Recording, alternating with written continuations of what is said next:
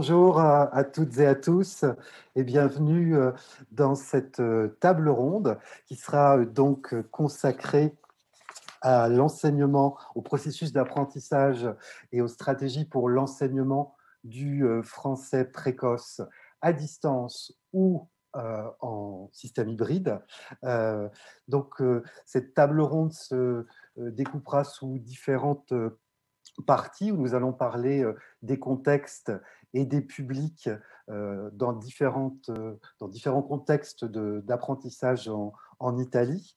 Nous aborderons également les besoins des enfants. Nous allons essayer de vous parler, de vous donner quelques pistes pour affronter l'enseignement à distance. Et puis nous parlerons aussi du rôle et de la place des parents dans les processus d'apprentissage très particuliers que nous avons connus ces derniers mois. Alors la table ronde en plusieurs parties, donc avec différents intervenants que je vais vous présenter. Vous allez pouvoir poser vos questions dans le chat qui a été prévu à cet effet. Donc, n'hésitez pas à poser ces questions.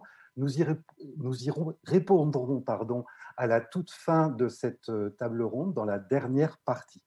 Alors, je vais vous présenter nos différents intervenants. Je prends mon petit papier pour ne pas me tromper.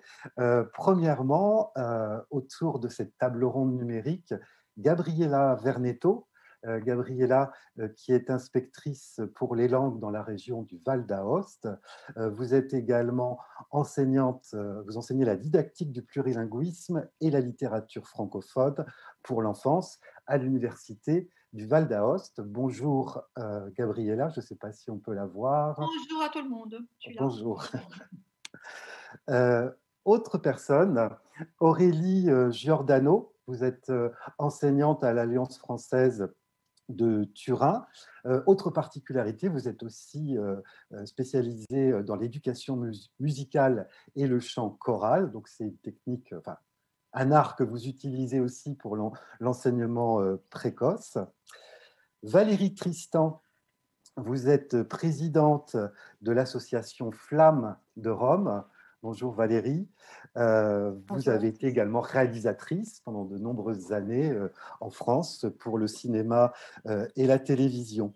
Avec vous, Alessandro Garibo, ingénieur en communication, mais avant tout, vous avez fondé en 2013 l'association Flamme de Gênes, dont vous avez été le président jusqu'en juillet 2020. Virginie Travisan, vous êtes diplômée en lettres modernes et vous êtes surtout professeur des écoles dans le secteur dans le réseau de la mission laïque française. Voilà. Et pour terminer, Hélène Ventier, spécialiste du français langue étrangère et seconde en direction du jeune public. Vous êtes également auteur de méthodes chez l'éditeur Clé International et vous avez été jusqu'en août 2001 la directrice adjointe du Centre de linguistique appliquée de Besançon. Alors, pour commencer un petit peu cette table ronde, nous allons aborder ou essayer de voir quelle a été pour chacune et chacun d'entre vous cette expérience complètement inédite du confinement et comment vos différentes équipes l'ont vécu. Alors, pour commencer, peut-être, alors excusez-moi, je me suis mélangé dans les papiers, bien évidemment, décidément. Pour commencer, donc, comment enseigne-t-on le français aux jeunes enfants dans votre institution puisqu'il y a une particularité pour chacune de votre institution. Et puis, quelles sont les spécificités de cet enseignement et surtout, de quelle manière avez-vous abordé les contraintes du confinement? Alors, on va peut-être commencer par Gabriella Vernetto pour parler de cette expérience et puis de cet univers aussi particulier qui est le Val d'Aoste. Oui. Gabriella. Merci. Alors, bon, le Val d'Ost est une région autonome et qui doit son autonomie à son contexte particulier. C'est une région multilingue. Donc, à côté des langues officielles de la région, donc l'italien, le français sur toute la région et l'allemand dans une partie de cette région, dans les communes valsaires, il y a des parlers locaux, des langues régionales comme le franco-provençal et les langues valsaires, et puis les langues de l'immigration. Alors, notre système éducatif à essayer de tenir compte de ce multilinguisme que nous avons là à notre disposition et de le considérer comme une ressource et de le mettre à disposition des enfants, des élèves. Alors, le système scolaire valdôtain prévoit l'enseignement du français et en français depuis la maternelle et je dirais même avant la maternelle, parce que déjà en crèche, ils ont des séances de sensibilisation à la langue française, et jusqu'au lycée, jusqu'à l'université, parce que l'université de la Vallée d'Ost donne des cours en langue française. À côté du français, il y a bien évidemment l'enseignement d'autres langues, comme l'anglais, comme c'est le cas dans toutes les autres régions d'Italie. Mais on a voulu prendre en considération aussi les langues familiales des enfants et donc on a introduit l'approche plurielle de l'éveil aux langues à partir de l'école de l'enfance. Éveil aux langues et aux cultures, ça veut dire valoriser les langues familiales des enfants, valoriser les langues régionales, les langues du contexte, pour que les élèves, les enfants soient plus ouverts à la diversité linguistique et culturelle qui caractérise notre société, non seulement notre société valdôtaine, mais désormais un monde globalisé. Encore, ce système prévoit un dispositif de certification des compétences linguistiques de nos élèves, en particulier pour ce qui concerne la langue française, qui est, je répète, langue officielle en Vallée d'Ost. Et donc, nous avons, à côté des épreuves IMBALS, des épreuves régionales de langue française qui testent les 4 habiletés du cadre européen de référence et qui sont harmonisées sur les niveaux du cadre.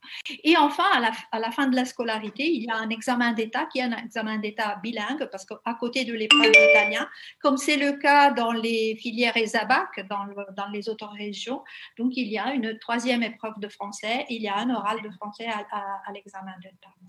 Alors, ce système-là, face à la pandémie, eh ben, nous avions une préoccupation majeure de départ et c'était de garantir l'égalité des chances à tout le monde. Notre système est un système démocratique parce que le bilinguisme, le plurilinguisme est offert à tout le monde et donc on voulait que cette caractéristique soit respectée. Et donc, nous avons essayé d'intervenir, là, comme dans d'autres régions aussi, à différents niveaux pour l'accompagnement des familles, les infrastructures et les équipements, et surtout les enseignants. Accompagner les enseignants, les aider, les former, les soutenir, leur fournir des supports. Est-ce suffisant ? Non, pas encore. On continue de travailler, mais on en parlera au prochain épisode. D'accord. Merci, merci beaucoup, Gabriela. Virginie pour le réseau Mission laïque française et donc le lycée où vous travaillez. Oui, tout à fait. Donc, je travaille au lycée Victor Hugo de Florence, qui est un établissement de la Mission laïque française. Notre établissement est homologué par le ministère de l'Éducation nationale, ce qui signifie que nous en appliquons les programmes. La MLF a pour principe fort de promouvoir… Oui, Richard ? Non, je disais le programme de l'Éducation nationale français. Oui, pardon, merci de le préciser. Donc, les programmes du ministère de l'Éducation nationale français. Et la MLF a à cœur donc de prôner des engagements forts sur la culture et l'enseignement des langues, puisque nos principes sont 2 cultures, 3 langues, donc la culture française qui est enseignée ainsi que la culture locale, donc l'italien en l'occurrence, ainsi que 3 langues, donc la langue française, la langue italienne et l'anglais. Ainsi, nos élèves ont, dès la maternelle, un parcours dans ces 3 langues, avec l'anglais qui arrive dès la moyenne section. Donc, nous avons vraiment à cœur cet enseignement et nous proposons des situations riches aux enfants. Alors concrètement, en classe de maternelle, nous proposons du travail en atelier de groupe homogène avec des enfants qui ont des besoins particuliers. Pour certains, c'est leur première approche de la langue française. Donc cette approche, comme du français en tant que langue de scolarisation, nous oblige à leur proposer des activités spécifiques.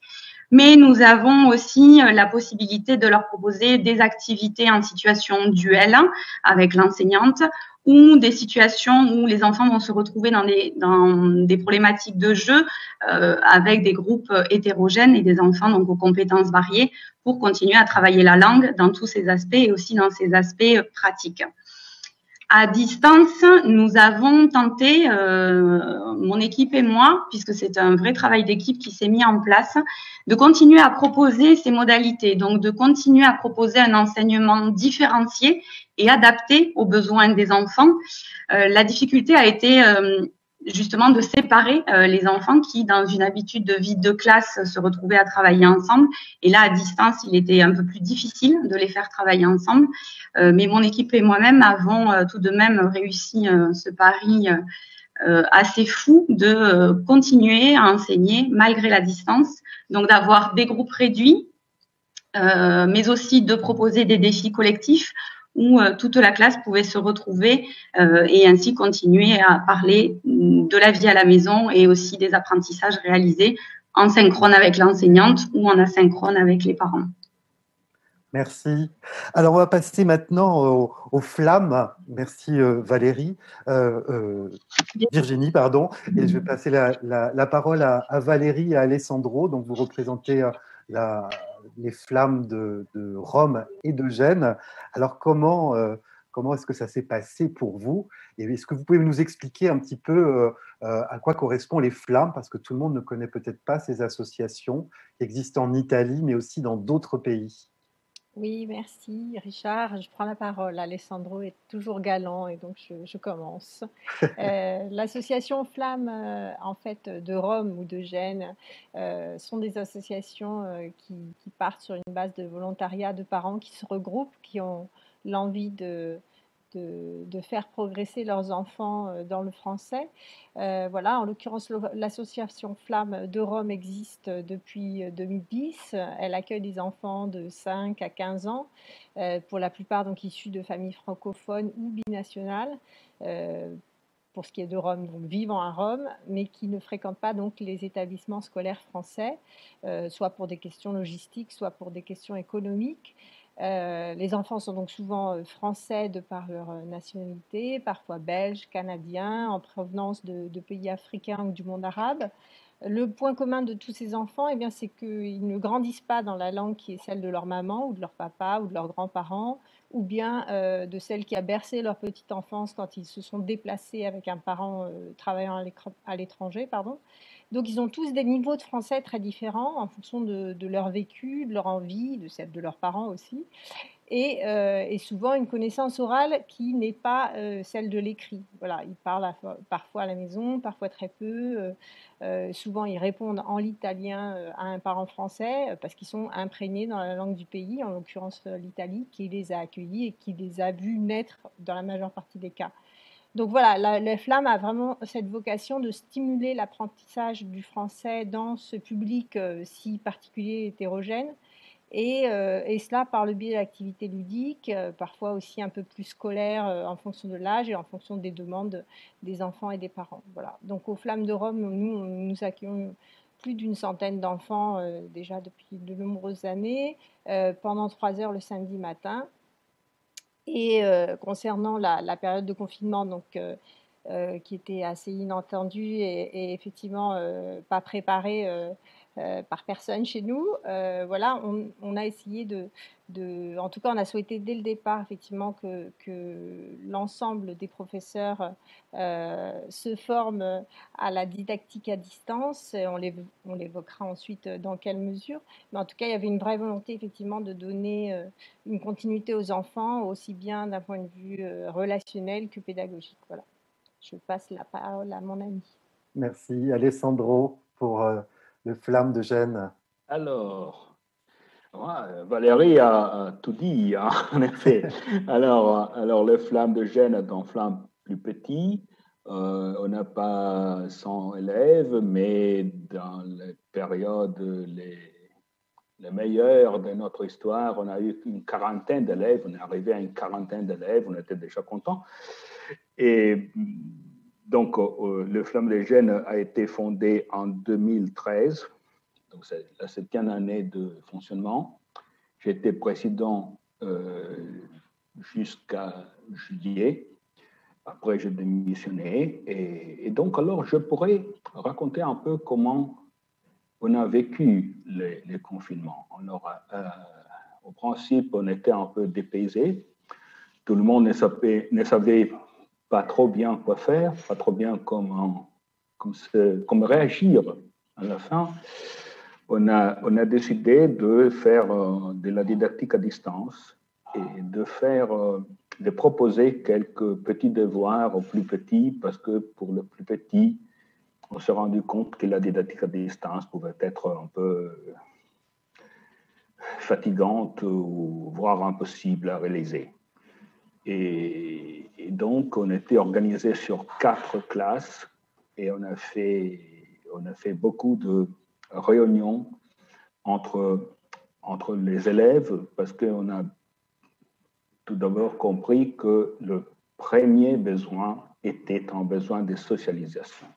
D'accord. Les enfants... On y reviendra plus tard, Alessandro, dans la deuxième partie. Je vais passer la parole à Aurélie pour l'Alliance française de Turin. Alors, comment ça s'est passé pour vous? Alors, j'ai oublié de vous demander d'ailleurs, Alessandro et Valérie, combien est-ce qu'il y a d'associations flammes en Italie? Alors, il y a à Turin, à Milan, à Venise, à Rome, bien sûr, à Palerme, à Pérouse. Si je ne me trompe pas, c'est fini. Hein. D'accord, merci beaucoup. Et alors Aurélie, je sais que le réseau des Alliances françaises, je vous donne la parole maintenant, c'est un réseau assez important en Italie. Je crois qu'il y a une trentaine d'Alliances françaises à peu près. Voilà. Alors comment ça s'est passé pour vous à Turin? Alors, donc l'Alliance française de Turin, elle fait effectivement partie d'un réseau mondial des alliances françaises. Elles sont plus de 800. Et en Italie, c'est vraiment un réseau très vaste puisqu'il y a plus d'une trentaine d'alliances. Et donc, l'Alliance française de Turin et l'ensemble des alliances, ce sont donc des associations culturelles qui proposent donc une offre formative et un volet culturel. Pour notre situation du français, pour l'enseignement précoce du français, donc nous proposons en fait des cours de sensibilisation puisque c'est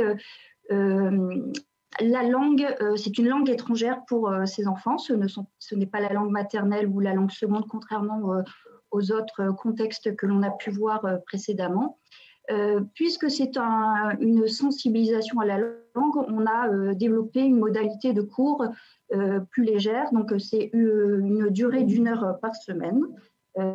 Généralement, on fait donc des cours, c'est le samedi matin, avec 2 tranches d'âge, les 3-6 ans, puis on a les 7-11 ans. Voilà, donc ça, c'est en présentiel. On propose 1 heure par semaine de sensibilisation à partir d'activités ludiques. Donc, il n'y a pas vraiment une contrainte de programme. On est vraiment dans l'initiation, l'éveil à la langue française. On a la chance d'avoir des effectifs réduits, contrairement aux autres écoles, puisqu'on a généralement entre 6 et 8 enfants inscrits dans nos cours. Le passage en distanciel a été, pour ma part, je suis la seule en charge de ces cours, une source comme je pense pour la plupart des professeurs, d'interrogation, de crainte. Donc voilà, c'est vraiment quelque chose. J'avais des difficultés d'envisager un enseignement actif, ludique, à distance, l'écran. Donc, pour évacuer un peu toutes ces craintes, je pense que comme la plupart d'entre vous, j'ai suivi des webinaires, des rencontres virtuelles pour m'outiller et adapter cet enseignement. Donc, j'ai proposé à la responsable pédagogique des cours et des certifications de l'Alliance une modalité différente. Donc, au lieu de faire 1 heure de cours par semaine, de faire 2 fois 30 minutes, parce que j'avais peur que le manque de concentration dû à la présence de l'écran soit néfaste pour l'ensemble du cours. Voilà, on a alors les modalités, ça a été donc l'utilisation de plateformes. J'en ai testé plusieurs. Finalement, j'ai choisi, et en accord avec l'Alliance française, la plateforme Zoom qui propose plusieurs outils. On verra ça.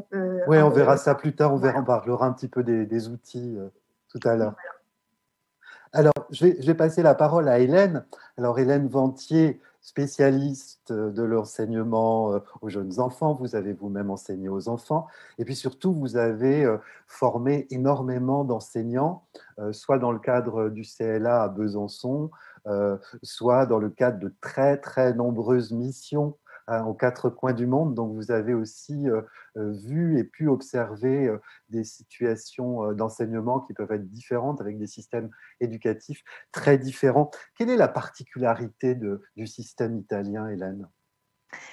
Alors, la particularité du système italien, en fait, là, on en voit plusieurs de particularités finalement, parce que nous voyons bien que d'après les présentations des collègues, nous avons ici aussi différents types de contextes, bon, certes proches, puisqu'il s'agit bien pour tous de l'enseignement du français ou de l'enseignement en français ou d'enseignement biplurilingue en direction d'un public d'enfants, proches donc, mais à la fois aussi très différents tout de même, et en impliquant donc des mises en œuvre pédagogiques diversifiées différents en fonction du statut de la langue. On a entendu que le statut de la langue n'était pas le même dans les différents dispositifs, en fonction aussi du nombre d'heures d'enseignement, et puis en fonction bien sûr de l'âge des enfants. Si on s'adresse à des enfants de 4 ou de 3 à 6 ans, on ne va pas mettre en œuvre les mêmes dispositifs,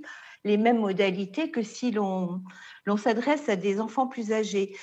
Et donc, dans la diversité des dispositifs qui viennent d'être présentés, on distingue donc différents contextes où le français peut être une langue familiale, donc familière, une langue maternelle ou une des langues 1, on va l'appeler comme ça, pratiquée dans l'environnement social et familial de l'enfant, parlée par les parents ou l'un des parents. Bon, c'est le cas notamment, on l'a vu, de l'école de la mission laïque française, en partie seulement, parce qu'on a bien entendu qu'une partie des élèves venaient pas de familles francophones. Et puis, c'est le cas aussi pour les dispositifs Flamme, représentés par Valérie et Alessandro. Par ailleurs, dans le panorama qui nous a été présenté, il y a certains contextes, évidemment, où le français a le statut de FLE, de français langue étrangère, le français ne faisant pas du tout partie, là, de l'environnement social et familial de l'enfant. C'est par exemple le cas, je l'imagine, dans la grande majorité des cas, en tout cas, pour les enfants qui suivent des classes de français à l'Alliance française. Et là, à raison de 1 heure par semaine, hein, c'est peut-être pas le cas 1 heure par semaine n'est peut-être pas le cas dans toutes les alliances françaises en Italie. Ou alors, dans les classes du Val d'Aoste, c'est évidemment là où il y a beaucoup plus d'heures d'enseignement du français et on l'enseigne depuis la maternelle. On est dans un enseignement biplurilingue avec éveil aux langues, découverte d'autres langues et de cultures. Et aussi, ce qui va être important, c'est un nombre d'heures hebdomadaires d'enseignement, qui va être beaucoup plus important et donc vraisemblablement, ce qui sera à prendre en compte aussi lorsqu'on passera au distanciel, très vraisemblablement une compétence et une autonomie souvent plus développée des enfants dans la maîtrise du français. Donc, le statut de la langue, le nombre d'heures d'enseignement vont être importants. Et puis, autre critère à prendre en compte, bien sûr, c'est l'âge des enfants. Leur niveau de développement, leur relation à l'écrit, sont-ils déjà lecteurs, sont-ils apprentis lecteurs, ne sont-ils pas lecteurs du tout pour les plus jeunes, bien sûr. Donc, prendre en compte leur niveau de développement, leur degré d'autonomie dans les tâches que l'on pourra leur proposer, bien sûr. Et là, on entend un peu en creux comment dire, ce dont on a parlé aussi brièvement lors de la présentation. On entend en creux le rôle important que les parents ont à jouer dans l'accompagnement de leurs enfants, puisque les enfants ne seront pas autonomes et les plus petits vraiment ne le seront pas du tout dans la gestion des tâches d'apprentissage. À distance, donc, les parents se feront le relais des enseignants et ça, c'est un point qui sera très spécifique à ce public d'enfants, d'ailleurs, quels que soient les dispositifs que l'on a eu, dont on a vu ici un panorama. Ouais, on en parlera tout à l'heure, mais alors, le rôle des enseignants, il est aussi très, très important.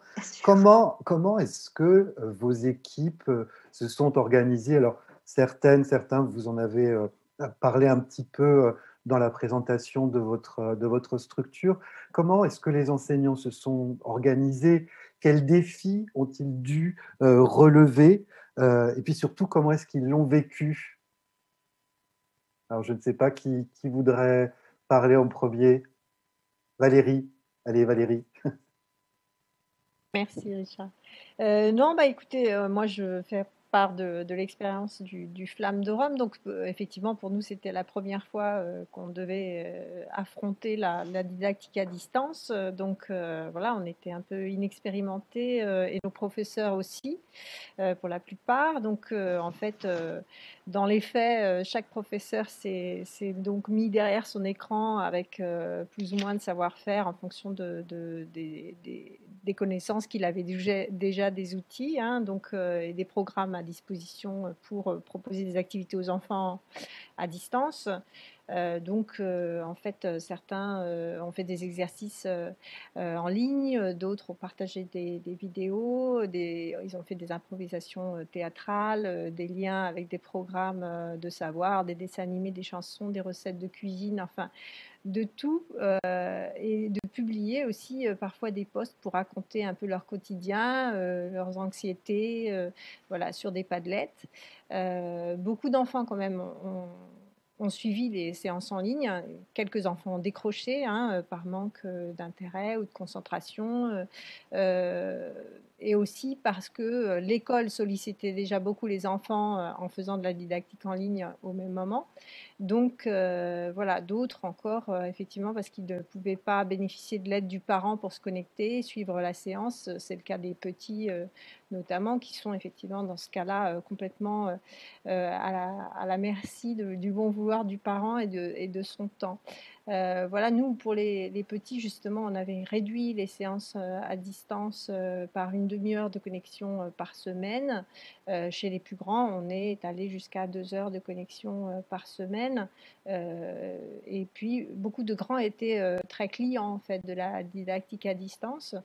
Voilà, donc pour les tout petits, par contre, les enfants de 5 ans, la maîtresse a préféré envoyer des activités par mail pour que le parent puisse un peu gérer le temps à disposition avec son enfant pour faire ces activités. Donc là, effectivement, ça a la limite de la disponibilité du parent et aussi de sa propre connaissance du français. Voilà, en fait, une expérience qui a été quand même porté jusqu'à la fin du confinement. Et voilà, on est sans doute maintenant plus armé, en tout cas, pour affronter un éventuel retour en didactique à distance, Rome étant encore en présentiel jusqu'à maintenant. Voilà. Gabriella, justement, vous gérez, j'imagine, un grand nombre de professeurs. Je ne vous ai pas demandé tout à l'heure combien cela, enfin, je dirais votre réseau en Val d'Aoste représente combien d'enseignants de français et en français et combien d'élèves? Alors, le nombre global d'enseignants, c'est 2500 et d'élèves, donc 10 000 élèves. En gros. Oui, c'est quand même un gros réseau. Et alors, comment est-ce que vos enseignants ont vécu voilà, cette nécessité d'adaptation? Ça n'a pas été trop difficile? Est-ce que vous étiez préparé? Pas du tout. Alors, c'était dur, très très dur. On est passé par différents moments. Tout d'abord la peur, parce qu'on a droit d'avoir peur de l'inconnu, du stress, parce qu'on était confronté à des changements continus. Pendant le confinement, mais même après et maintenant encore, on n'a pas le contrôle sur notre vie, sur ce qu'on fait. On établit le plan A, B, C, et puis demain matin, on se réveille, il faut passer au plan Z parce que tous les autres ont sauté. Et donc, c'est une source importante de stress pour les enseignants. Et ils n'étaient pas préparés. Comme quelqu'un l'a dit tout à l'heure, d'un point de vue de la maîtrise des technologies, des outils, il n'était pas formé. Mais je peux vous dire, de mon point de vue, de mon observatoire, que les enseignants ont su réagir et ils ont fait preuve de grande créativité et de grande générosité, mais vraiment énorme. Ils ont déployé tous les moyens pour garder le contact, surtout avec les petits, de leur faire ressentir qu'ils étaient là, à leur côté, même s'ils étaient derrière un écran. Là, c'était vraiment un effort énorme. Ils ont utilisé les groupes WhatsApp des parents pour envoyer des petits vidéos, la page Facebook de l'enseignant qui poste le matin les activités à faire et le soir, elle fait le JT avec toutes les productions des enfants. C'était un travail vraiment énorme et passionné. Et alors ça, justement qu'est-ce que le confinement a permis? Qu'est-ce qu'il y a eu de nouveau grâce au confinement dans les pratiques de classe, dans la manière de travailler? Alessandro, peut-être, parce que vous m'aviez, quand on a préparé cette table ronde, vous m'aviez parlé justement de choses que vous avez pu faire grâce au confinement qui n'existaient pas avant. Oui, bien sûr. Alors, la première chose, on a appris la ponctualité. C'est déjà, c'est déjà beaucoup. Parce que quand on organise une séance vidéo, il faut être ponctuel. Donc, la ponctualité, important. Et pour la première fois, j'ai vu mes enfants ponctuels. Ah, énorme. C'est énorme. Après, on s'est rendu compte que le moyen de l'informatique de télécommunication offre des choses qui seraient infaisables complètement en présentiel. Lesquelles? C'est un autre monde. Alors, par exemple, on peut organiser une réunion entre le Flamme Gênes et le Flamme Rome, sans dépenser de l'argent pour le transport, sans dépenser du temps pour se rendre à Rome. Voilà. On peut faire ça même à l'échelle internationale, parce qu'on peut faire Rome-Johannesburg, parce qu'il n'y a pas de décalage horaire. Alors, Rome-Johannesburg, c'est important, c'est chouette, parce que, en effet, c'est quelque chose que, effectivement, c'est très difficile même à imaginer, mais comme ça, on peut le faire. On peut organiser. Alors, le distanciel abolit la différence entre les centres et la périphérie. Tout est central, tout est périphérique. Tout le monde est chez soi, mais tout le monde est à Paris, et à Johannesburg, et à Gênes, et à Rome, et à Turin. Ça, c'est important. Parce qu'on ne peut pas, à mon avis, faire en distanciel ce qu'on ferait en présentiel. Parce que ça échouerait. On n'est pas sur la même planète. On ne peut pas se toucher, on ne peut pas se parler en chuchotant dans l'oreille, etc. Non, c'est différent. En distanciel, chacun prend la parole. Tout le monde est plus poli. Donc, ponctuel, la ponctualité, la politesse, l'organisation. Il faut préparer les séances avec un peu d'avance. Il faut se mettre d'accord avec les autres associations. On fait une réunion, nos enfants, les vôtres, etc. Donc, il y a un peu moins de spontanéité, évidemment, un peu plus d'ingénierie. Moi, je suis ingénieur, donc je suis content. L'ingénierie, c'est intéressant. Et donc, c'est vraiment une autre dimension à découvrir, à expérimenter. Alors, il est vrai, le distanciel ne pourra jamais remplacer le présentiel. C'est évident. C'est évident. Alors, qu'est-ce qu'on fait? On commence à pleurer ou bien on réagit. Eh bien, nous avons décidé de réagir. Voilà. Super, vous nous raconterez plus tard un petit peu tout ce que vous avez fait aux Flammes de Gênes. Peut-être Virginie et Aurélie, comment est-ce que vos équipes ont vécu ce confinement? Comment est-ce qu'ils ont réagi? Vous faites partie de deux grands réseaux où, j'imagine, il y avait aussi peut-être un soutien du réseau et des échanges aussi dans ces réseaux mondiaux que sont MLF et les Alliances françaises.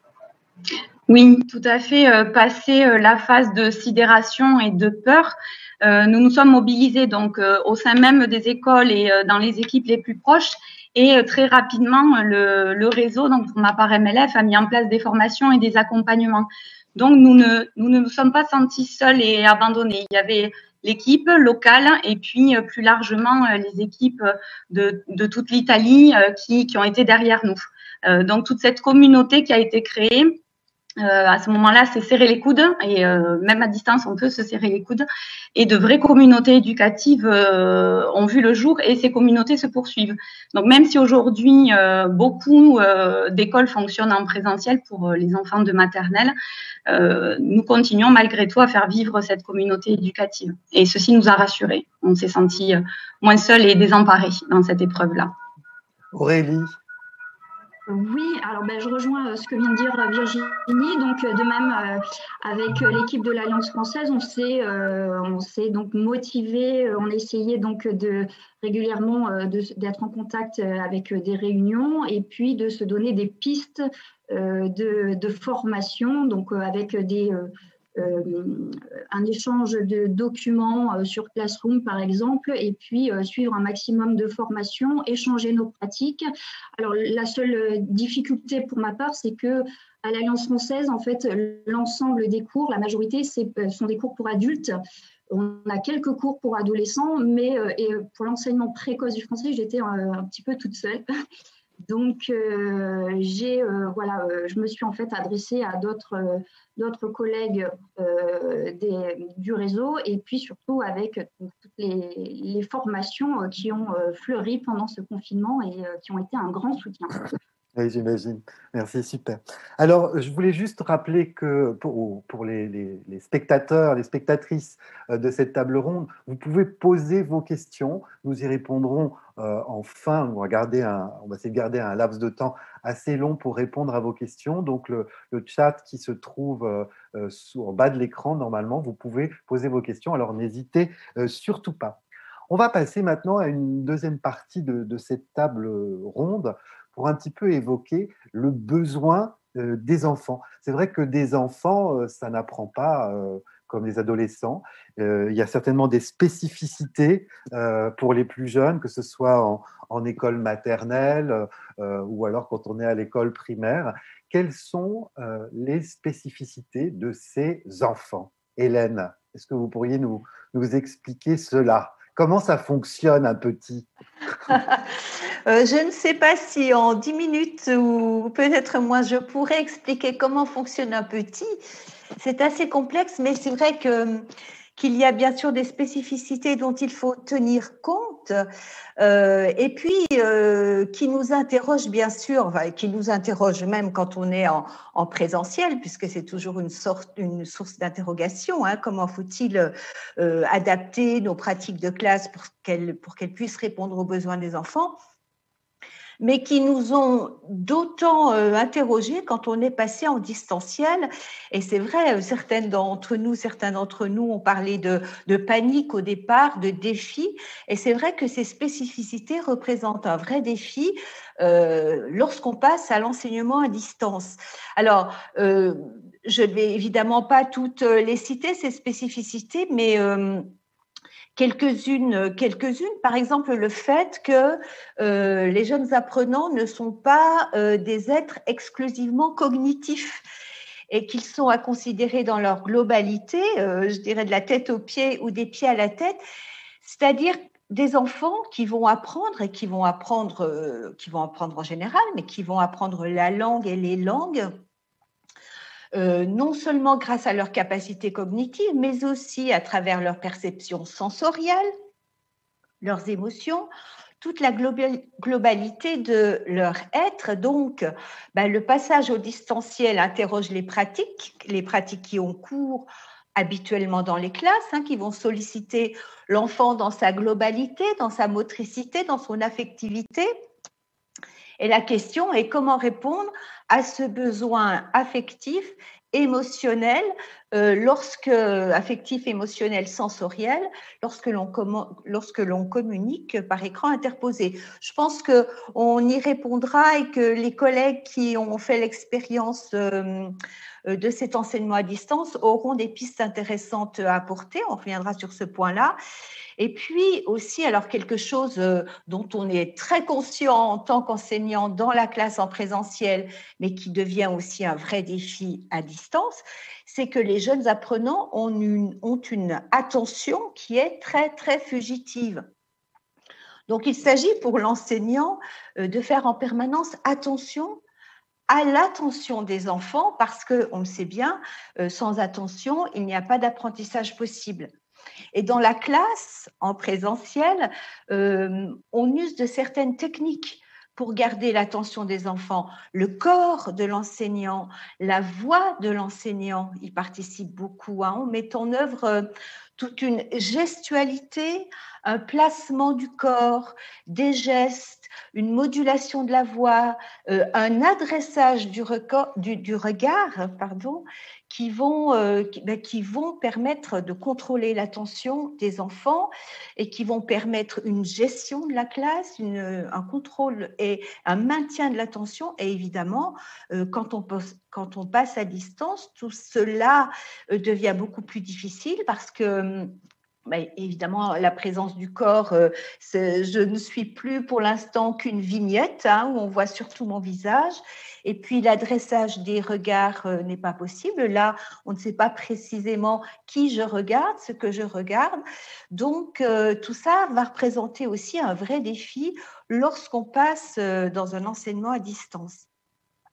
Autre point aussi que j'aimerais bien soulever, qui me paraît important, c'est la notion d'engagement actif dont les enfants ont besoin pour apprendre. Alors, évidemment, tous les apprenants ont besoin d'engagement actif, puisque sans cet engagement actif, il n'y a pas ou peu d'apprentissage possible. Mais plus les enfants sont jeunes, plus ils auront besoin d'opérations concrètes, de manipulations concrètes pour apprendre. Un enfant apprend par l'action, on le sait bien, et nous aurons l'occasion de voir aussi certainement à travers l'intervention des collègues là ce que cette notion d'engagement actif va recouvrir lorsque l'on enseigne à des enfants à distance. Parce que là aussi, bien sûr, l'engagement actif est possible. Il y a des formes qui permettent cet engagement actif, même lorsqu'on enseigne à distance, notamment évidemment à travers les classes virtuelles. Alors comment est-ce qu'on les implique, ces enfants, dans leur apprentissage? Quels sont donc dans le cadre de l'enseignement à distance ou l'enseignement hybride, quels sont les outils et les supports qui sont recommandés, ou les activités aussi qui sont recommandées dans le cadre de l'enseignement à distance? Qui veut commencer? Aurélie, peut-être? Alors oui, je vais partager quelques pistes pour les professeurs. Donc comme l'a dit Hélène, effectivement, l'attention étant fugitive des plus petits, surtout la tranche d'âge 3-5 ans, il faut vraiment développer une capacité de varier, d'être créatif, d'impliquer les enfants à distance. Comme l'a souligné Hélène, il faut, je pense déjà, dans la voix et dans la gestuelle, vraiment théâtraliser et donc emmener les enfants dans notre univers. Alors, donc, une piste intéressante sur cette application que nous sommes, la plateforme que nous sommes en train d'utiliser, c'est vous voyez les fonds d'écran qui permettent d'emmener avec nous les enfants dans notre univers. Donc, soit annoncer un thème, soit donc les faire voyager et montrer qu'on est vraiment loin de cette distance de l'écran. Voilà, partir ensemble dans un univers très différent. La plateforme, je pense que d'autres plateformes aussi le proposent. Il y a un outil qui est intéressant, c'est le tableau blanc. Donc, on partage un tableau blanc et donc les enfants, alors les 3 à 6 ans, ça va être un petit peu difficile de manier la souris, mais avec la tranche d'âge 7-11 ans, on peut faire beaucoup d'activités de découverte de mots ou dessiner et puis retrouver du lexique. Un autre aspect intéressant des plateformes à distance, c'est que certaines proposent aussi des sous-groupes. Alors, dans mon cas, à l'Alliance française, on est déjà en petit effectif, donc moins de 8 enfants. Donc, généralement, je ne m'en sers pas. Je m'en sers surtout pour les adolescents. Donc, ça peut être une piste pour les contextes qui sont différents, où il y a vraiment 20 ou 30 enfants qui suivent le cours. Donc, de développer des sous-groupes. C'est possible avec les plateformes. Hein, on n'est pas obligé d'être tous ensemble. Voilà, ça, c'est une piste intéressante. Et puis, une autre chose intéressante, c'est de se dire que même si on est à distance, on peut essayer d'adapter notre cours et de conserver un rituel avec les chansons. Alors, même s'il y a une latence due au problème d'Internet, on peut quand même chanter et adapter nos activités. Alors, une activité intéressante, si j'ai 1 minute, je pourrais vous montrer, c'est donc une dictée dessin qui peut se faire à distance. J'ai, dans le cadre du confinement, créé plusieurs vidéos pour montrer le travail. Je ne sais pas si j'ai 1 minute pour montrer ça ou… 30 secondes. 30 secondes. D'accord. Je vous montre juste le résultat. Donc, c'est une dictée que j'ai faite à distance pour les enfants, même les 3-6 ans. Donc, il y a déjà bien sûr un prérequis à avoir au niveau du lexical. Et voilà, je vais vous montrer juste le résultat. Voilà, j'espère que vous voyez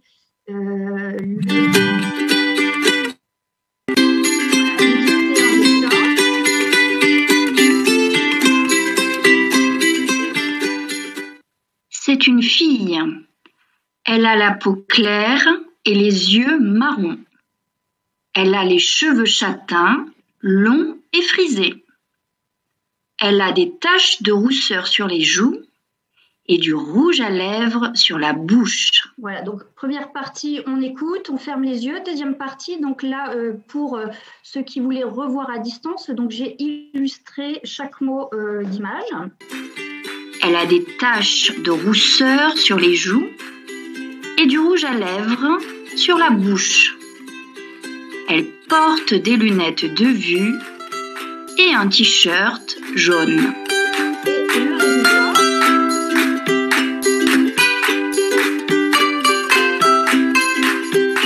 Voilà, donc le résultat d'une petite activité à distance et donc ça fonctionne ça fonctionne très bien. Quelle que soit la tranche d'âge, il suffit d'adapter. Voilà, il faut être assez créatif. Et puis une dernière chose, c'est que le contexte dans lequel on est permet de faire des activités, j'appelle ça des activités en contexte. On parle de la météo, donc on va voir à la fenêtre quel temps fait-il. On parle des aliments, on va voir dans le frigo ce que l'on a dans le frigo. On peut faire même une chasse au trésor à distance. Donc voilà, il suffit d'être créatif et voilà, d'adapter. Merci. Gabriella, alors juste avant de passer la parole peut-être à Gabriella, je voulais rappeler que toutes les activités ou les outils que vous mentionnez dans cette table ronde, vous pourrez les retrouver sous l'enregistrement de cette table ronde avec cytographie, bibliographie éventuelle. Gabriella, dites-moi, Voilà. pour le Val d'Aoste. Pour le Val d'Aoste, bon, on a fait preuve de créativité, nous aussi. Bon, mis à part ce qu'ont fait les enseignants, en tant que région, qu'assessorat de l'éducation, on a proposé une émission télé qui s'appelle L'Explorateur et qui est en ligne, donc je posterai l'adresse. Et c'était une émission pour destinée à différentes tranches d'âge, donc les plus petits aussi, où on essayait de mettre en pratique certains principes que Hélène a évoqués tout à l'heure, donc des activités qui mettent en jeu les enfants, des activités ludiques qui passent recours au sens, du moins la voix, le mouvement, le toucher, et surtout qui soient parlants parce qu'ils sont centrés sur leur environnement. Hein. Donc c'est une émission où là aussi les enseignants ont participé avec grande générosité parce qu'ils ont envoyé des vidéos. Et alors vous comprenez bien qu'une chose c'est de voir à la télé un comédien qui vous raconte une histoire et autre chose c'est de voir votre éducatrice, votre institutrice, votre assistante de langue qui vous invite à faire un gâteau, à dire une comptine ou à danser avec elle. Alors, cette émission était voulue pour atteindre, pour arriver à tous ceux qui ne pouvaient pas participer à des activités à distance par Internet. La télévision arrive partout. Et c'était une émission qui passait avant le journal télévisé régional. Donc, un créneau horaire qui favorisait l'écoute.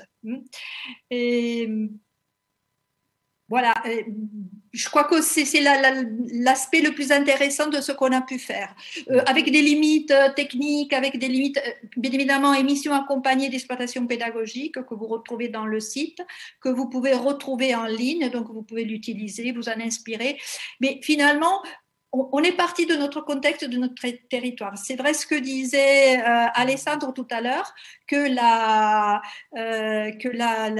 Internet nous permet d'aller dans le monde entier hein, et donc de permettre à la périphérie et au centre de se rencontrer.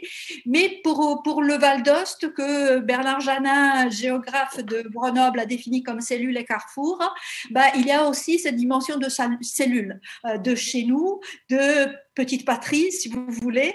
Et donc, dans cette émission, on a fait retrouver à nos enfants, à nos élèves, leur patrie, leur territoire, avec ses spécificités, territoire qu'ils ne pouvaient plus voir parce qu'ils étaient confinés. Merci. Peut-être Valérie et Alessandro pour les flammes. Qu'est-ce que vous avez préparé, qu'est-ce que vous avez concocté de particulier avec vos élèves?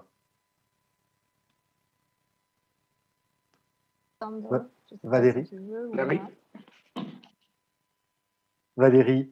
Bon, alors je commence. Eh bien, nous, effectivement, on est extrêmement sollicité d'un point de vue aussi scolaire à Rome. Je ne sais pas si c'est le cas dans les autres flammes, mais on a beaucoup de parents qui attendent effectivement aussi un peu des exercices, etc. Donc ça, on s'est pas mal aidé de la plateforme Classroom. Il y avait d'autres plateformes comme ça, maintenant j'ai oublié les noms, mais on mettra tout dans les tablettes. Les profs se sont beaucoup appuyés aussi sur les Padlet justement, qui permettaient de proposer des contenus qui pouvaient être effectivement consultables quel que soit le moment de la journée et donc de disponibilité des participants.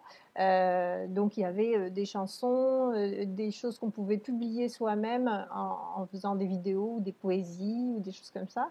Donc c'était un espace d'échange intéressant aussi pour les enfants qui d'un seul coup pouvaient s'échanger des choses entre eux sans même avoir forcément le passage via le professeur. Donc c'était un bon élément aussi pour rendre la classe aussi autonome en fait, que les enfants se parlent entre eux en dehors, disons, de la séance flamme à proprement dite et de l'horaire qui est normalement celui du flamme. Voilà, donc c'était un peu du quand on veut, sur un plateau, il y avait du français ludique et du français plus pédagogique. Donc, les Padlet ont été un bon outil pour nous. Et alors, Alessandro, est-ce que vous pouvez nous dire Oui, ce que l'enseignement à distance vous a permis ou a permis à vos élèves que vous n'avez pas fait en distanciel, que vous ne pouvez pas faire en présentiel, pardon? Bon, alors, justement, des réunions avec des autres flammes. On a aussi formé des groupes WhatsApp entre les enfants et les profs, sans les parents, sans le contrôle des parents. Ça, c'est intéressant parce que on a créé un lien spécifique entre les profs et leurs enfants. Pour les plus grands, on a fait en effet la classe renversée. Je dis, il y a une question sur la classe renversée. Et donc, on a fait des émissions web radio en donnant des tâches aux élèves, et ils ont formé leur émission web radio avec un copier-coller des morceaux produits par Patrice, par Eleonore, etc. Et on a employé aussi Padlet, on a employé des différentes plateformes Zoom et Jitsi Meet, et pour les plus grands, on a fait aussi une leçon d'éducation civique portant sur la finance. Voilà. Ah oui, c'est presque universitaire. Voilà. Ouais, ça fait partie d'un programme, ça faisait partie d'un programme d'éducation civique qui s'appelait l'ENA des enfants. Alors, oui. Voilà. Alors, merci Alessandro. Une chose, Richard, excusez-moi, j'ai oublié, parce qu'on avait une enseignante qui était aussi très pratiquante de théâtre, etc. Donc, elle a emporté sa classe dans un univers théâtral chaque semaine en proposant justement à chacun de s'habiller dans le personnage qu'il voulait interpréter ce samedi-là, en l'occurrence. Donc, les enfants se sont maquillés, habillés par surprise, à surprise, avant de se mettre devant leur écran. Et ça, c'est vrai que c'est quelque chose de très amusant à faire avec ces enfants pour gagner une complicité qui sert la langue. Voilà. Et voilà la préparation. Voilà la préparation des séances. Merci. Alors, Hélène, justement, donc on a entendu des noms de plein d'outils, donc je pense que les gens qui assistent à cette table ronde les connaissent déjà. On a bien évidemment les outils de visioconférence, les Padlets, etc. Donc ça fait beaucoup d'écrans. Est-ce que c'est vraiment recommandé pour les enfants d'être tout le temps sur les écrans? Oui, alors bon, les avis divergent un petit peu sur cette question, même les avis des neuroscientifiques. Bon, il faut évidemment différencier l'utilisation des écrans à visée distractive pour les enfants. Et trop d'écrans, évidemment, n'est pas du tout à préconiser pour les enfants. Là, on n'est pas dans une utilisation des écrans à visée distractive, on sera dans une utilisation des écrans d'abord limitée dans le temps, en leur attribuant, enfin en leur proposant aux enfants des tâches très ciblées et en lien avec un référent qui est leur enseignant, leur enseignante ou leur éducatrice, qu'ils auront bien sûr plaisir à retrouver, en qui ils ont confiance. Et ils ont eu besoin dans cette période de confinement, dans cette période d'isolement, qui est très dure aussi pour les enfants, qui n'ont pas toujours d'éléments pour comprendre le pourquoi de la situation. Et donc, cette rencontre avec les enseignants, avec les autres enfants de la classe sera un moment à privilégier et un moment qui, en tout cas, sera très profitable. Alors, évidemment, trop d'écrans, des écrans toute la journée et des écrans pour passer le temps et parfois plusieurs écrans en même temps aussi. Parfois une tablette et un téléphone ou parfois un ordinateur et un téléphone, ça non. Mais une utilisation pédagogique de l'écran, enfin, je crois que si ce même confinement était arrivé il y a 10 ans, il y a 20 ans, n'en parlons pas, et que tous les outils numériques, la technologie dont on dispose aujourd'hui n'aient pas été là, je crois que la continuité pédagogique aurait été très difficile.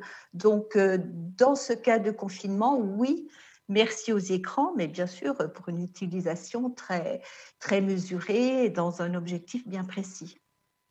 Donc, pour créer et maintenir le lien avec les élèves, on va dire vive la technologie hein, qui a permis cela. Comment est-ce qu'on fait malgré cela, parce que vous l'évoquiez, hein, les enfants, surtout les plus petits, ont des périodes d'attention qui sont bien plus courtes que pour des adolescents ou des enfants plus grands. Comment est-ce qu'on fait pour garder leur motivation ?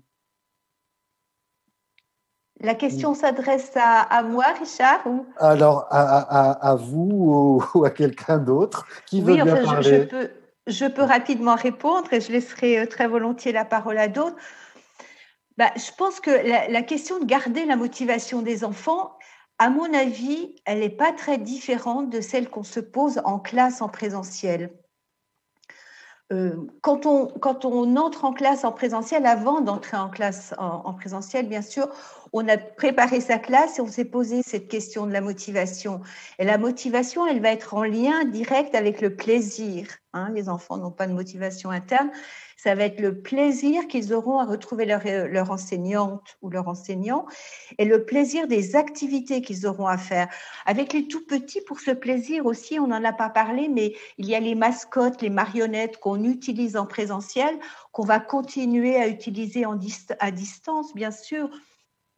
Et cet outil de transfert émotionnel va nous permettre à distance, comme en présentiel d'ailleurs, d'introduire les enfants dans les apprentissages et de développer ces apprentissages. On va aussi varier les activités et varier les supports. On aura des activités d'écoute, on aura des chansons, on va pouvoir chanter tous ensemble, bien sûr, des activités de dictée d'images. On a aussi des histoires, des albums qu'on va utiliser, qu'on va raconter. On a maintenant des applications, elle n'a pas été encore citée, je la cite, Book Creator, qui est un outil merveilleux pour qu'on puisse envoyer aux enfants l'album qui a été lu et qui intégrera dans son audio la voix de l'enseignante qui sera en train de lire ou de raconter l'histoire. Enfin, on a des tas d'éléments ludiques, joyeux, motivants, qui vont permettre justement de donner aux enfants l'envie de participer à ces classes, même lorsque c'est un enseignement à distance. Mais ce sera évidemment quelque chose de prévu, didactisé, construit, comme l'enseignement présentiel d'ailleurs. D'accord. Mais à distance. Si je peux, oui, Aurélie, si je peux rebondir sur ce que vient de dire Hélène, juste pour illustrer donc, son propos. Donc, elle parlait effectivement de l'utilisation des mascottes. Je vous montre donc par rapport déjà au fond d'écran dont je vous parlais tout à l'heure, la possibilité de changer le fond d'écran. Donc, généralement, moi, j'accueille les enfants du cours avec un fond d'écran voilà, de cette sorte. Et j'ai bien sûr donc nos amis qu'ils connaissent. On a donc effectivement Sophie, Camille, l'écureuil, Gaston. Et on en part vraiment sur une présentation. Le lien est vraiment par la mascotte, par les peluches. Et également, puisqu'on est en contexte, cette fois-ci, ce sont les enfants qui présentent leur doudou, leur peluche. Et voilà, ça, c'est vraiment l'intérêt du distanciel, c'est d'utiliser notre contexte, notre environnement pour le faire rentrer dans notre apprentissage. Voilà, les enfants vont présenter soit leur peluche ou bien un animal domestique, un chat, un chien, voilà. Ah oui, vous avez eu comme ça des classes qui mélangeaient animaux et enfants? Oui, bon, alors c'est juste donc à un moment du cours, une présentation de l'animal. On a souvent un chat. Les chiens, ils sont un petit peu plus indépendants, plutôt à l'extérieur, mais c'est vrai que les enfants aiment beaucoup présenter leur environnement et ça va être inclus donc dans le cours. Et je trouve que c'est vraiment un plus de l'enseignement à distance. Après, sur le lien dont on parlait du Padlet, Le Padlet, donc juste montrer à quoi ça ressemble pour ceux qui ne connaissent pas. C'est donc, je vous montre juste le Padlet que j'utilise. Hop, écran partage. Une seconde. Voilà, c'est ici. Voilà, ça c'était le Padlet qui a été utilisé donc pendant le premier confinement. Donc on peut donc classer par catégorie, faire des rubriques et utiliser, donc mettre des chansons, des vidéos. L'intérêt, c'est une plateforme collaborative, donc les enfants, alors là quand je parle des enfants, c'est les plus grands, hein, à partir de 7 ans, ils peuvent écrire par exemple les pièces de la maison, ils prennent une photo de leur chambre et puis ils vont ensuite décrire leur chambre, le bureau, les étagères, etc. Voilà, après là j'en ai fait un deuxième de Padlet puisque nous sommes à nouveau en distanciel depuis quelques semaines. Voilà. Merci. Alors, on va peut-être parler maintenant, alors, juste avant de passer au point suivant, au thème suivant, vous rappelez donc normalement toutes les ressources qui vous sont présentées ou qu'on va simplement évoquer, hein, qu'on ne vous montrera pas. Je pense que chaque intervenante et intervenant les indiquera sous la vidéo quand elle sera disponible en replay, comme on dit en bon français. Et voilà, si vous avez des questions, parce que je n'ai pas beaucoup de questions pour le moment dans le chat, ou en tout cas… oui, Richard, si je peux déjà poser une question avant de passer au sujet suivant, si oui. Tu es d'accord. Je suis d'accord. C'est Ileana, bonjour. Alors, juste parce que je vois que tu veux passer au sujet suivant, donc je voudrais une question qui s'est posée il y a un moment, c'est Marilyn Crisponi qui demande si la méthode de la classe inversée est aussi faisable comme au lycée. Donc ça, c'est une première question. Après, si tu veux, on passe à une deuxième. Je ne sais pas, c'est à toi de dire qui doit répondre. Qui va répondre? Alors, qui est habitué à la classe inversée? Oui, Alessandro. Moi, je peux en dire deux mots. Oui, Alessandro et Hélène, d'accord. Alors, oui, Alessandro l'a mentionné aussi, la classe inversée. Bon, la classe inversée, elle me semble a priori difficile pour les plus jeunes enfants. Mais pour les enfants à l'école élémentaire et notamment pour les classes les plus avancées de l'école élémentaire, ça me paraît tout à fait adapté parce que les enfants les élèves, on peut leur proposer des capsules vidéo, on peut leur proposer des documents pédagogiques sous forme de dessins animés. Bon, il y a des sites aujourd'hui aussi qui nous viennent vraiment en aide. Pourquoi pas citons TV5 Monde, puisque Richard est un acteur de TV5 Monde, enfin un représentant de TV5 Monde. Citons aussi Lumni qui propose des vidéos pédagogiques, des dessins animés pédagogiques de très grande qualité. Donc, on peut proposer des tâches aux élèves pour qu'ils les visionnent, pour qu'ils lisent aussi des textes chez eux et qu'ils les répondent et puis qu'ils y répondent. Et dans la classe virtuelle, j'allais dire en présentiel, non, mais c'est presque du présentiel, ces classes virtuelles. On va en reparler, on va échanger, on va être en interaction les uns avec les autres pour parler de ces différents thèmes, parler des apprentissages réalisés et faire le point à ce sujet. Donc oui, ça me paraît tout à fait envisageable et souhaitable, puisqu'avec les plus grands, quand on aura un nombre d'heures d'enseignement suffisant, bien évidemment, on ne va pas pouvoir faire des heures et des heures de classe virtuelle dans la semaine, hein. Et donc, ce système avec des tâches à faire en classe inversée me paraît vraiment intéressant. Ça serait à partir de quel âge? Alessandro, peut-être, je ne sais pas si… Même pour le C'est toujours très difficile. Oh, pardon, excusez-moi. Alessandro, je vous laisse la parole. Non, mais même pour le plus petit, le problème de la classe inversée, c'est un problème des adultes. Les plus petits ne savent pas qu'il s'agit d'une classe inversée, donc ça fonctionne très bien. Ouais. Et Hélène, donc oui, je disais, ça serait à partir de quel âge pour vous? Il est très difficile toujours pour moi de donner un âge précis parce que Ça va dépendre, je dirais presque, de la culture d'enseignement dans laquelle sont les enfants, c'est-à-dire de ce à quoi leurs enseignants les auront habitués. S'ils ont l'habitude de travailler avec des vidéos, des tâches d'écoute, et s'ils ont l'habitude d'avoir une certaine autonomie dans la lecture de support et dans leur apprentissage, ça marchera tout seul. Et puis, s'ils ont moins cette habitude, il va falloir qu'on les guide. Mais comme c'est le cas en classe toujours, hein, on apprend à apprendre et on va apprendre à distance. Moi, je pense que, je sais pas, à partir du moment... Oui, peut-être même dès l'âge de 7 ans, oui, évidemment 7 ans. Avec des supports et des tâches adaptées. D'accord. Oui, 7 ans, ça va. 7 ans, c'est bien. Oui. Alessandro nous dit que c'est bien. Oui, Gabriella. Non, si je peux rebondir là-dessus, dans notre contexte, bien évidemment, la classe inversée est très intéressante parce que nous enseignons aussi les disciplines en langue française. En française, en langue anglaise. Donc, le fait de pratiquer la classe inversée, les élèves peuvent voir des vidéos et puis on discute en classe de ce qu'on fait est capital. Et même pour les plus petits, le fait de leur proposer, par exemple, un conte, une histoire que l'enseignant, à travers le kabishiba, la mascotte, la boîte à histoire, a proposé aux enfants en langue française.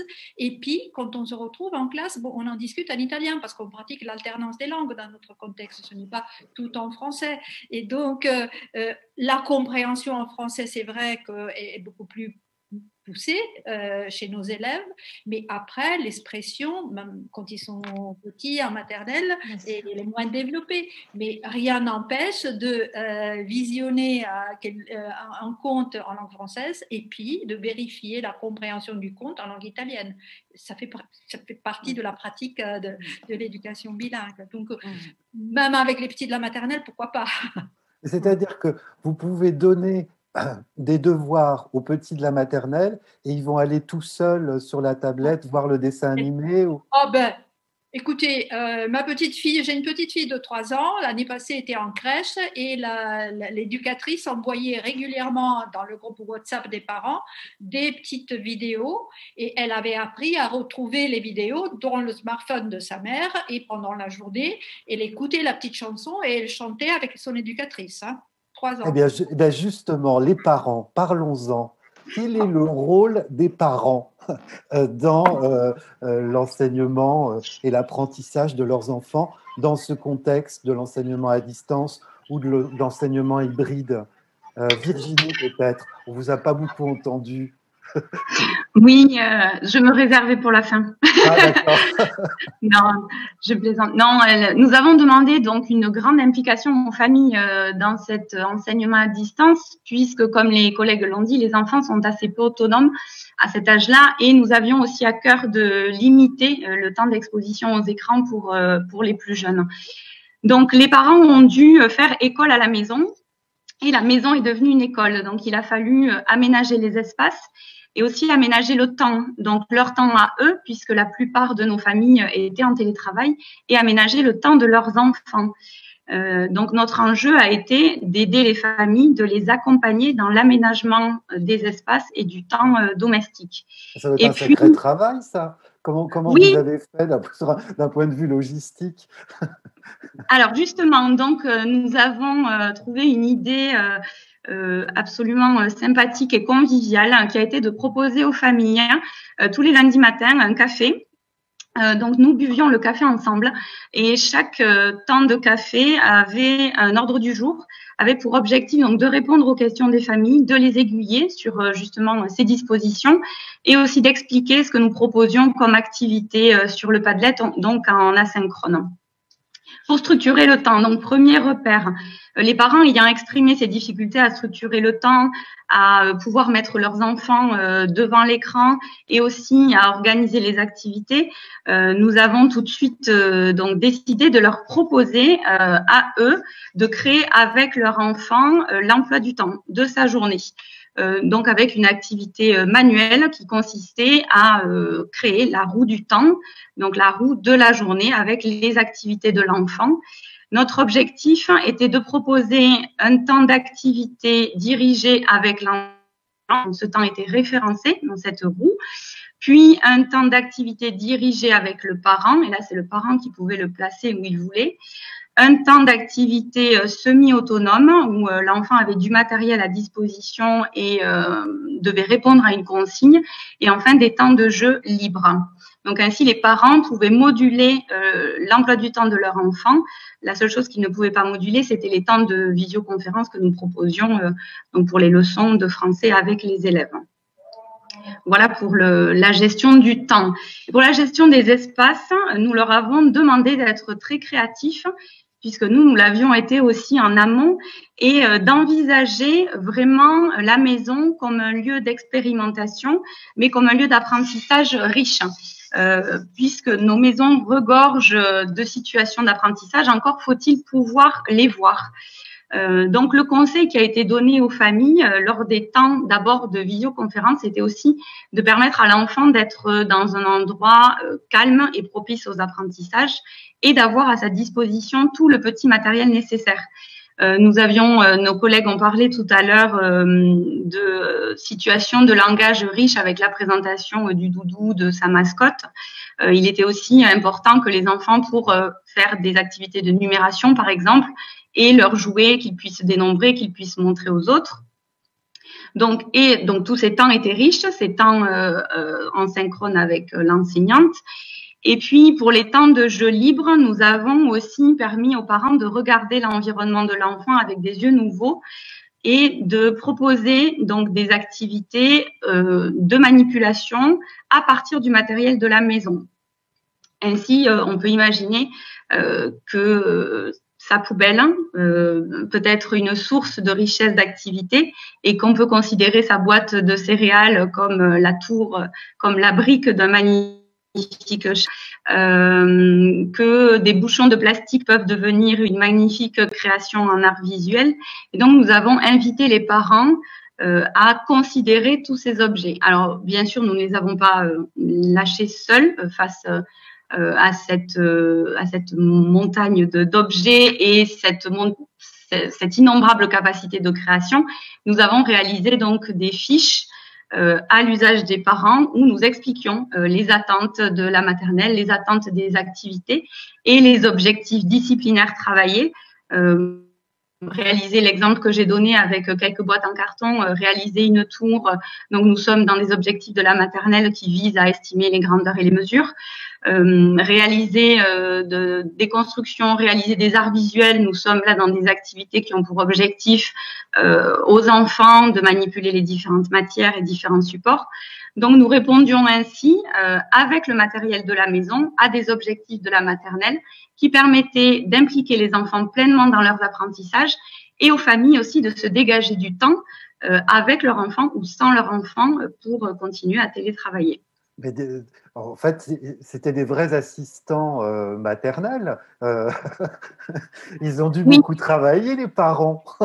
Oui, c'est ça. Alors, comment ça s'est passé? Comment ça s'est passé? Quel retour est-ce que vous avez eu? Alors, j'imagine que dans les autres institutions, dans les Flammes, l'Alliance française ou le Val d'Aoste, il y a eu aussi ce type d'initiative? Oui, pour le Flamme de Rome, on a eu pas mal de parents qui sont mis au jardinage de balcon, par exemple, qui a été une grande tendance du confinement, puisque le temps était absolument magnifique ici à Rome pendant le confinement. Et donc, on a exploité tous les dons, tous les pouces verts des classes.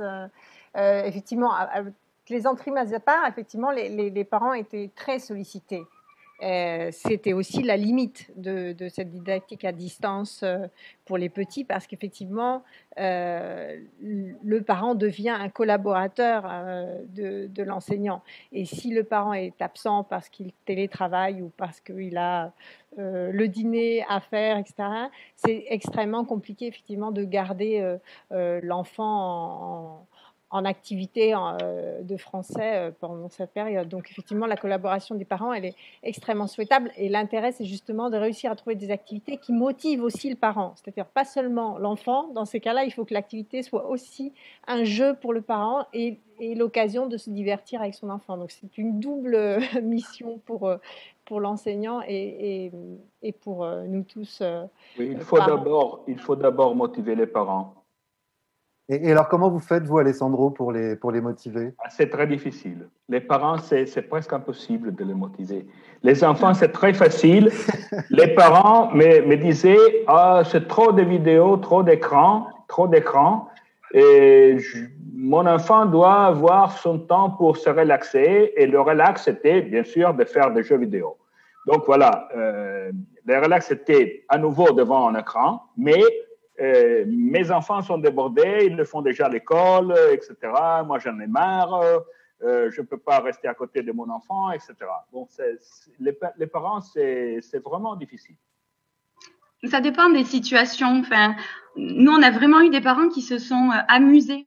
Super idée dans tout ce que j'ai entendu, et je pense que j'en ai pas entendu énormément encore, puisque le temps est malheureusement très, très court, et on me dit qu'il va falloir pratiquement terminé bientôt. Hélène, peut-être pour clore sur ce chapitre, est-ce que vous pourriez dire en 30 secondes la relation parent-enfant, professeur? Vous avez quelque chose à ajouter? Oui, moi je pourrais dire, bon, on a entendu des choses diverses et intéressantes sur élèves, enfants, professeurs. C'est vrai qu'on compte beaucoup sur les parents dans ces dispositifs d'enseignement à distance. Enfin, je dirais aussi on peut aussi beaucoup compter sur les parents dans les dispositifs en présentiel, parce que la posture du parent vis-à-vis de l'apprentissage de l'enfant va être prépondérante, importante dans son apprentissage. Alors, en présentiel comme à distance, et à distance encore plus puisque les parents sont très sollicités, les enfants n'ont pas toujours la chance d'avoir des parents qui vont s'intéresser de façon très rapprochée à leur apprentissage. L'enseignant a un rôle important là dans cette affaire, et d'ailleurs vous le disiez tout à l'heure, Virginie, vous avez des cafés tous les lundis pour expliquer aux parents ce sur quoi vous allez travailler et comment vous allez travailler. Donc, impliquer dans l'apprentissage, c'est quelque chose d'extrêmement important. Et puis, autre bémol aussi, dans l'enseignement à distance, on en est tous conscients, et les enseignants n'y peuvent pas grand-chose, c'est les problèmes technologiques et les problèmes d'équipement que l'on peut rencontrer, parce que malheureusement, tous les enfants n'ont pas la chance d'avoir dans leur famille un équipement qui leur permet à eux, qui permet à leurs frères et sœurs de pouvoir travailler dans de bonnes conditions pendant des classes virtuelles ou de l'enseignement à distance. Mais le rôle des parents, bien sûr, est primordial, et c'est une question de confiance qu'on va installer. C'est une façon aussi de travailler ensemble, que les enseignants, les parents, les enfants se sentent engagés, je ne vais pas dire dans la même galère, mais sur le même bateau. Merci Hélène, il va falloir conclure, on n'a pas le temps, j'aurais voulu que vous… Alors si, on va le faire quand même en 3 secondes. Est-ce que vous pouvez, quel serait le conseil à donner aux parents et aux enseignants? Alessandro, vous avez 3 secondes. Réfléchir, étudier, s'organiser, expérimenter. Valérie. Apprendre à se mettre en scène pour les enseignants, je pense, et pour les parents, eh bien, se rendre disponible. Malheureusement, voilà, c'est s'obliger en quelque sorte à devenir un vrai allié pour sa langue, qui est aussi celle de son enfant. Voilà. Hélène. Avoir confiance pour les enseignants, pour les parents, pour les enfants. Pour les enseignants, avoir confiance dans leur potentiel. D'ailleurs, ils ont prouvé qu'ils pouvaient faire des choses merveilleuses. Et puis, pour les enseignants, pour les parents, avoir confiance dans les enseignants, parce qu'ils veulent le meilleur pour leurs enfants. Gabriella a parlé plusieurs fois de générosité. Il y a eu une vraie générosité pendant le confinement de la part des enseignants qui ont énormément donné. Donc, les parents s'en sont rendus compte, donc ils continuent à avoir confiance dans leurs enseignants, et puis pour les enfants, qu'ils aient confiance aussi, et puis qu'ils prennent beaucoup de plaisir. Virginie, oui, on me presse là derrière. Soyons bienveillants et jouons collectif, parce que c'est le collectif qui a fait aussi que nous avons réussi à fonctionner. Les équipes locales, les équipes plus élargies et la communauté éducative au sens large, avec les parents, les enfants et les enseignants. Gabriela et Aurélie. Alors, rapidement, je m'adresse aux enseignants. Profitez du moment pour penser l'école d'avenir. Le Covid nous a fait peur, nous a obligés à nous remettre en discussion. On veut revenir à la normale, mais la normale ne sera pas comme avant. Il faut que les cadeaux, malgré tout, que le Covid nous a apportés restent et qu'ils fassent partie de notre pratique pédagogique. Aurélie? Et je rejoins ce que je rejoins ce qu'a dit Hélène. Faire confiance et se faire confiance, accepter que tout ne soit pas parfait, et puis donc évacuer des craintes en échangeant sur les plateformes pour les professeurs comme IEF Prof pour le réseau social des professeurs, et pour les parents, accepter que l'enfant soit peut-être un peu plus inhibé à distance, mais que la compréhension orale continue. Voilà. La production orale est peut-être un peu plus difficile, mais il y a toujours un apprentissage. Merci à toutes et à tous. On doit conclure parce qu'il y a une autre table ronde juste après nous. On me pousse. Un grand merci à vous. Et puis donc cette vidéo sera disponible, je pense, sur le site de l'Institut français avec les références bibliographiques et cytographiques ou des ressources ou des outils utilisés. Je vous souhaite une excellente fin de journée. Et puis encore un grand merci aux professeurs de français dont c'est la fête aujourd'hui, parce que c'est la journée internationale des professeurs des français. Un grand merci pour le travail que vous faites et l'engagement pour promouvoir la langue française. Au revoir.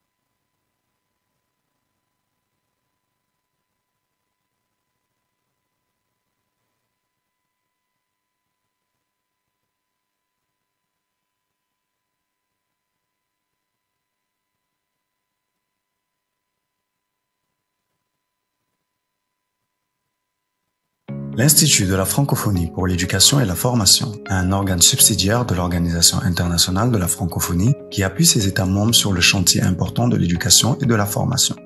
Basé à Dakar, l'IFEF conduit avec l'appui des partenaires de la francophonie des actions en éducation de base et de la formation en accordant la priorité au sous-secteur de l'éducation de base et de la formation professionnelle et technique. Actif sur 3 continents, Afrique, Asie et Amérique, et dans plus de 20 pays, il appuie les États et gouvernements dans la mise en œuvre de l'agenda pour l'éducation 2030. L'éducation et la formation constituent un défi majeur à l'échelle de la planète, et plus particulièrement en Afrique, où une jeunesse majoritaire est confrontée à des systèmes éducatifs débordés et peu efficients. L'IFEF propose des programmes phares tels que École et langue nationale Élan, qui appuient les ministères de l'Éducation dans leur volonté de faire de l'enseignement bilingue français, langue nationale maternelle, un vecteur d'amélioration des résultats scolaires au cycle primaire. Initiative francophone pour la formation à distance des maîtres, IFADEM, qui contribue à l'amélioration de l'accès à une éducation inclusive et de qualité du et en français par le renforcement des capacités professionnelles des enseignantes et enseignants et des personnels de supervision de l'éducation de base. Copiloté par l'AUIF et l'OIF, IFADEM concerne aujourd'hui une quinzaine de pays francophones, majoritairement en Afrique. Formation et insertion professionnelle, FIGE, qui soutient l'élaboration de politiques publiques visant à relier la formation professionnelle avec les compétences attendues sur le marché du travail, ainsi que l'accompagnement dans l'élaboration des programmes de formation pour favoriser leur pertinence au regard du marché de l'emploi. Un outil KIX, partage de connaissances et d'innovation, un projet conjoint entre le Partenariat mondial pour l'éducation et le Centre régional de développement international. KIX est piloté par le consortium AUIF, Confemen et OIF et œuvre à l'amélioration des politiques publiques d'éducation dans 21 pays d'Afrique francophone et lusophone. Enfin, un dispositif de centres régionaux francophones qui joue un rôle fédérateur dans la coopération entre les divers acteurs régionaux, nationaux et locaux actifs dans l'enseignement du et en français. Basé en Asie-Pacifique et en Europe centrale et orientale, les CREF renforcent les capacités des professeurs de français, langue étrangère, en particulier des enseignantes et enseignants débutants et ceux bénéficiant d'une faible exposition à la formation continue. Pour plus d'informations sur les programmes, visitez le site www.ifef.francophonie.org. L'IFEF pour une éducation inclusive et de qualité pour toutes et pour tous.